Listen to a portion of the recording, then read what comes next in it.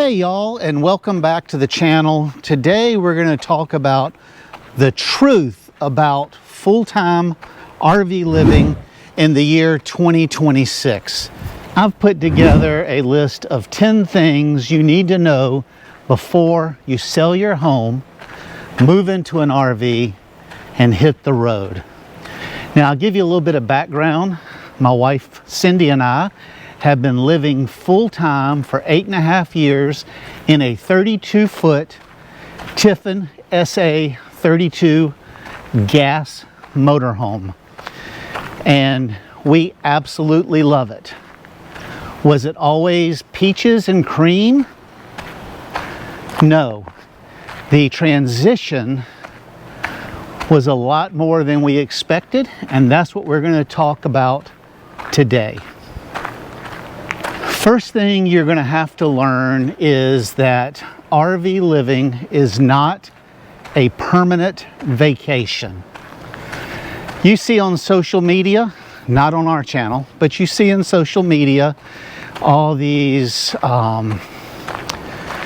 perfect experiences that occur when you're out traveling. And there are a lot of nice things. However, it is not a vacation. I'll give you an example.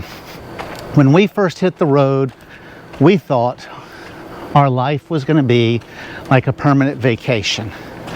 We did a budget, we saved money, we sold the house. We did all the things that people do when they get into the full-time RV lifestyle.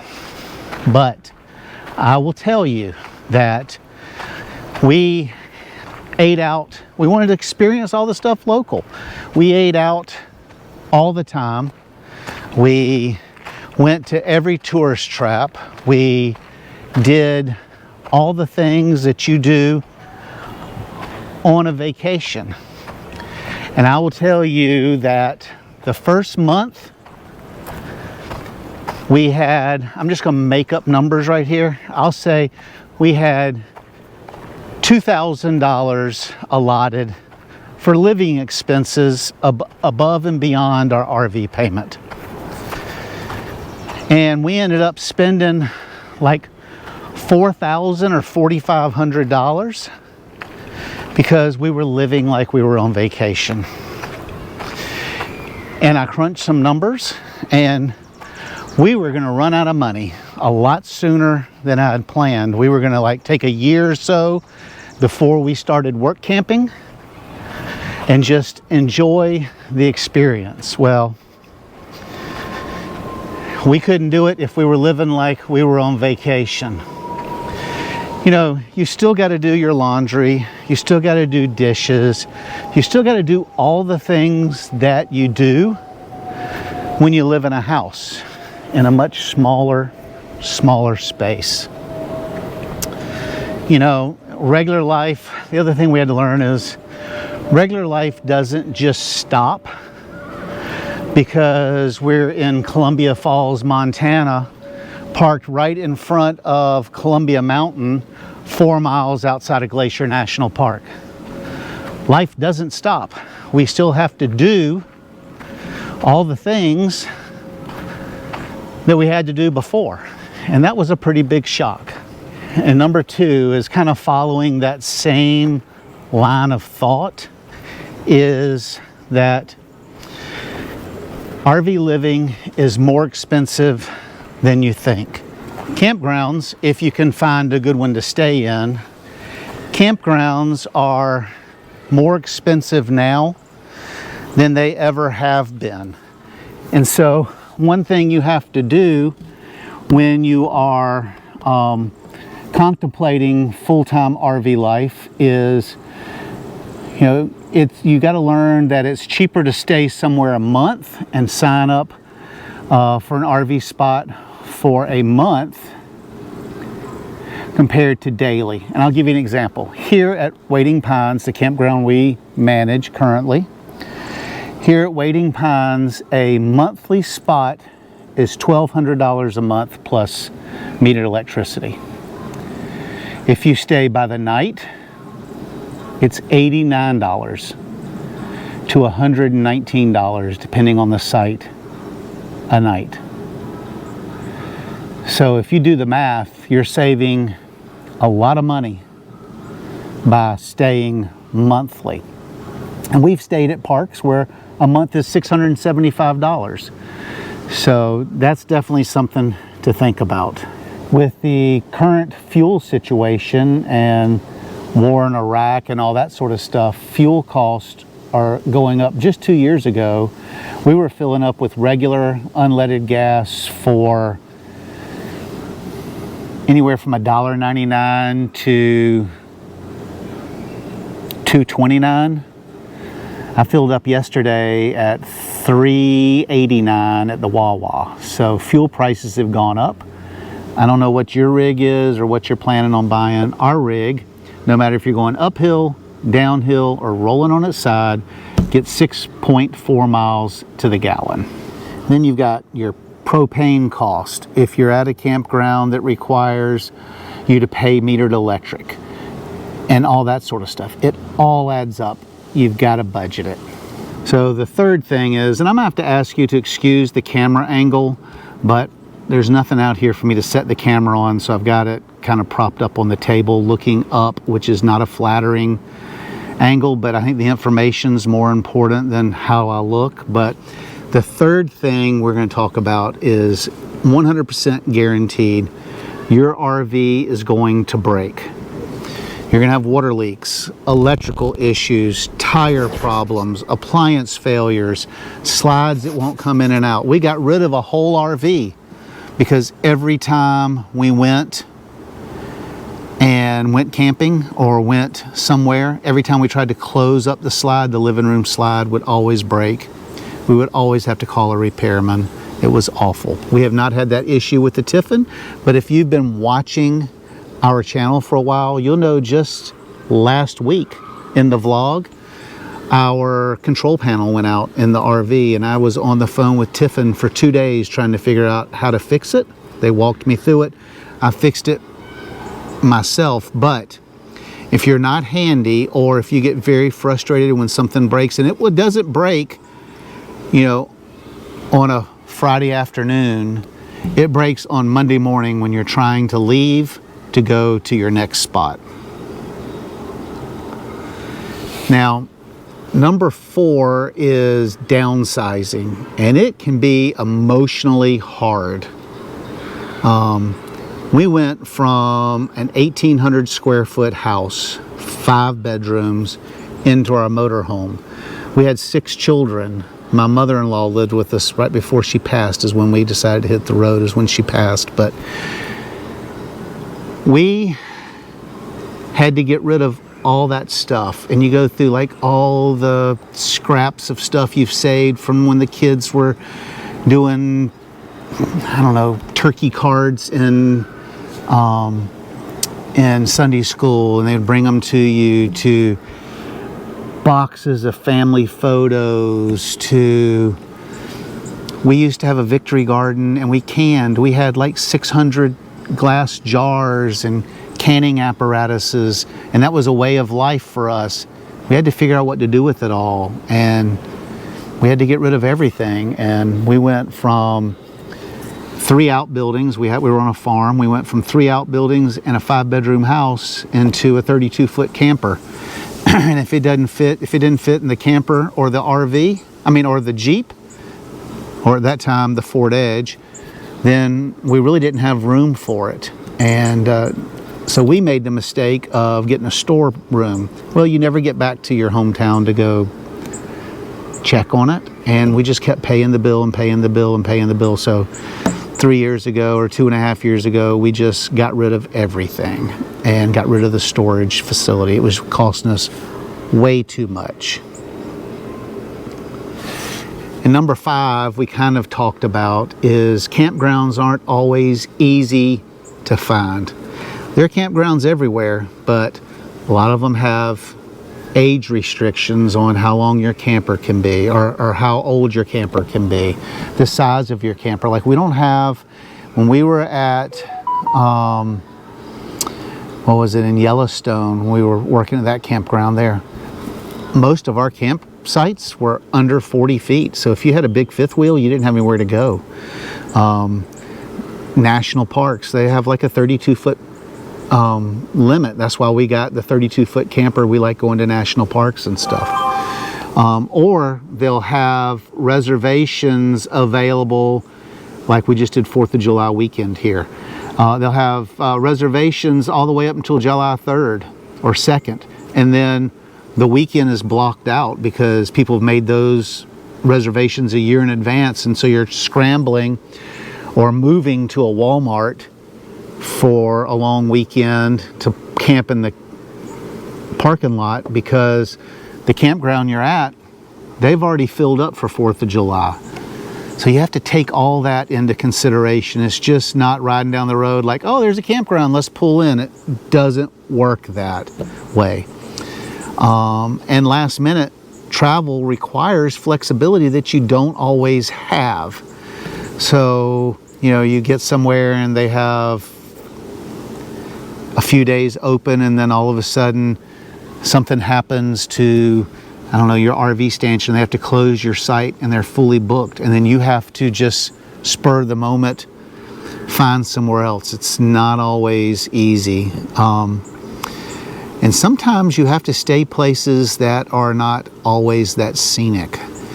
We were down in, what was it, Golden Isles Campground down in Georgia, right off the highway. We couldn't find anything else, and it was not a great campground, and it was right on the highway, and it was noisy, and it was dirty, but guess what? We couldn't find anywhere else to stay. Number 6 is kind of a big one. You need to, if you're traveling with a partner, you need to enjoy being with that person. Like I said, we moved out of a 5-bedroom house. Our grass around our house, we had 4 acres that we had to cut just in the fenced-in yard, not including the rest of the farm. So we had lots of room. We moved from, I think it was 1,726 square feet down to 320. Our camper opened with both slides out, gives you 320 square feet of living space. We've been doing that for over 8 years. You have to really enjoy being with the person that you're with. There's few places to hide. Communication becomes incredibly important.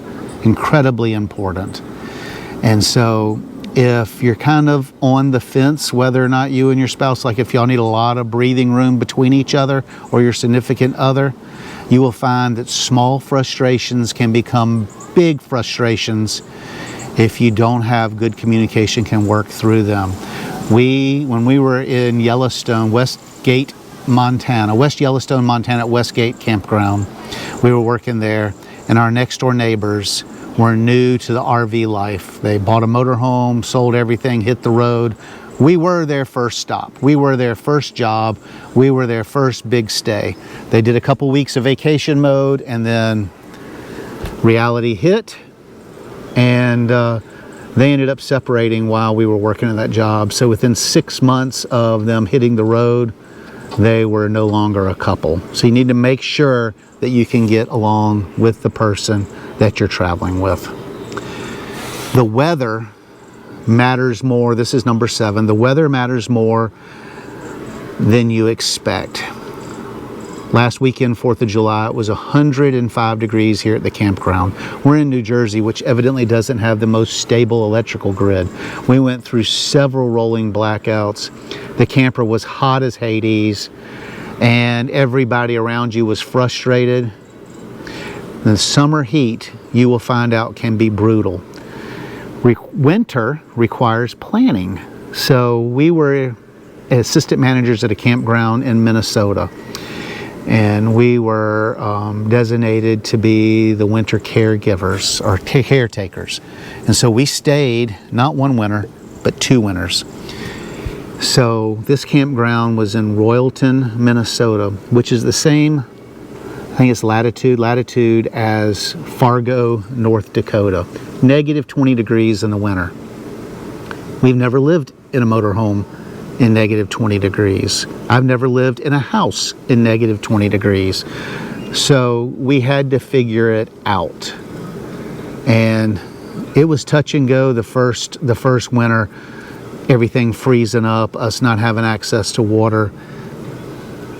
You got to learn, or you go north in the summer, like Maine or Montana or Washington State, and you go south in the winter, Arizona, Texas, Florida. We now winter in the mountains of Georgia. We have some experience with the cold weather, and we're able to do it. And you know, we had 9 inches of snow this past year, but we were prepared and we enjoyed it. One thing you will learn about Mother Nature is she will dictate your schedule some of the times with storms, heat waves, winter. It's just, you've got to pay close attention to Mother Nature. Number 8 is you'll miss some things about living in a house. I miss the space. Cindy misses hot showers, long showers. We have a 6-gallon hot water heater in our motorhome. Our house had endless hot water. I had a 300-gallon propane tank outside, and you could have hot water until you were done with 300 gallons of propane. So to be honest, the biggest things we hear people miss is long hot showers, having a large kitchen. You should see us trying to cook in our kitchen. This is a good segue to remind y'all about our book we wrote. We wrote a book about using a crock pot and traveling and recipes, a month's worth of recipes. I'll put a picture of it up here, and I'll put a link in the description. Y'all have been wonderful with the cookbook. Sold one last week. Thank y'all very much. So a large kitchen, big closets. I had 3 barns of storage. I don't have much storage now. We had fast, reliable internet. Now we just did get Starlink, but before that we were trying to use Verizon and all this stuff. And for 7 years we would go through areas that we didn't even have internet or connectivity, and it makes it uncomfortable. And then having a permanent address. So I did a video year before last about using a domicile service. We use Escapees out of Texas. You can go back and watch that video. But you know, there's some banks that give you trouble for not having a permanent address, that don't want to use a post office box or whatever the problem is. And so you really need to figure out what you're going to do for a permanent address, because you've got to be from somewhere. You've got to be somewhere that you can have a driver's license. You've got to be somewhere that you can register your vehicles. You've got to be somewhere that has the resemblance of a permanent address, or the government won't let you exist. You won't be able to get life insurance, and there's just a host of things you've got to figure out. I would go watch that video about Escapees and domicile down in my playlist. And there's nothing wrong with admitting that you're going to miss things. You just got to figure out if the new things are going to be better than the things that you're going to miss. Now, on a shift to a positive note, because all those have been kind of negative, shifting to a positive note, the freedom is real, okay? One day you can wake up in Columbia Falls, Montana, overlooking the Columbia Mountain Range. You can wake up overlooking the Polson, Montana, Flathead Lake, the largest freshwater body of water, I think, in North America, with the mountains behind it. You can wake up in Rockport, Texas, overlooking the ocean. There's a ton of places that you can have as your new backyard. You can go to Myrtle Beach and be in one of the resorts that you're right on the beach. And one day the mountains will be your backyard, the next day the beach. Here, we're in the Pine Barrens of New Jersey. 1.3 million acres of just beautiful woods and trails. If you like jeeping or adventure, we're on the Wading River. We can walk right down to the river and take a kayak trip. It's just, you can do what you want when you want. So the freedom is the biggest plus. Now people ask, both of us, so would you choose this lifestyle again? Cindy says you'll never get her back in a traditional house. We love the freedom. We love seeing parts of this beautiful country that we would have never seen before. We were both born and raised in South Carolina, and until we were well into our 50s, besides a week trip to Florida or a week trip to Texas to go see Cindy's sister, that's the only times we really got out of South Carolina. Now we go all over the place. We've learned so much. We've met amazing people.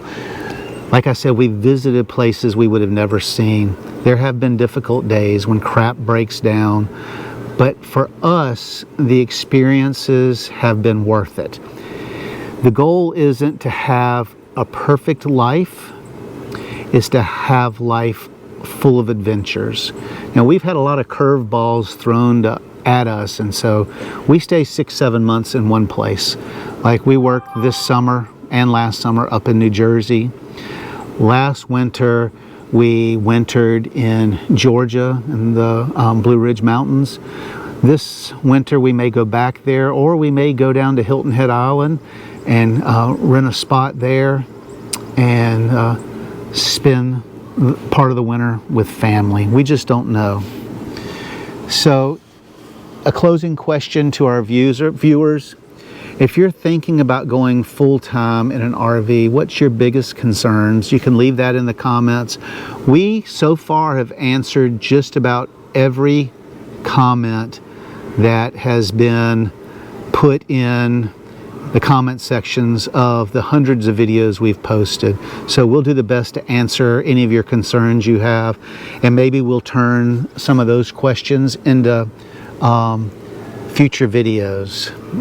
I think this could be one of our strongest type videos. Is I really enjoy helping people get on the road into a simpler life. Not a perfect life, but a simpler life.